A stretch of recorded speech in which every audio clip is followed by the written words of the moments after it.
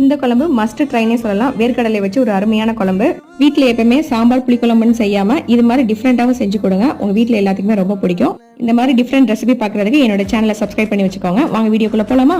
இந்த குழம்பை நான் மண்சட்டியில தான் வச்சிருந்தேன். மண்சட்டி வச்சு மண்சட்டி நல்லா சுழனதுக்கு அப்புறம் ஒரு கரண்டி நல்லெண்ணெய், வெந்தயம் ஒரு ஸ்பூனு, கடுகு ஒரு ஸ்பூனு, 4-5 பூண்டு நல்லா தட்டி சேர்த்துக்கோங்க. ஒரு 10 சின்ன வெங்காயத்தை சேர்த்துக்கோங்க. அதை நல்லா வதங்கினதுக்கு அப்புறம் 3 தக்காளியை வந்து கையாலே நல்லா பிழிஞ்சு சேர்த்திருப்பேன். முருங்கைக்காயும் கத்திரிக்காயும் நான் கூடுதல் டேஸ்ட்டுக்காண்டி இந்த குழம்புல வந்து சேர்த்திருப்பேன். உங்களுக்கு இருந்தா போட்டுக்கோங்க, இல்லைன்னா விட்டுருங்க. முருங்கைக்காய், வேர்க்கடலை, 1/4 ஸ்பூன் மஞ்சள் தூள், 2 ஸ்பூன் வந்து வீட்டில் அரைச்ச குழம்பு மிளகாய் தூள், 2 கிண்டி விட்டுட்டு தண்ணி ஊற்றிடுங்க. தண்ணி ஊற்றினதுக்கு அப்புறம் 3 பச்சை மிளகாய், கத்திரிக்காய், தேவைக்கேற்ப உப்பு வந்து சேர்த்துக்கோங்க.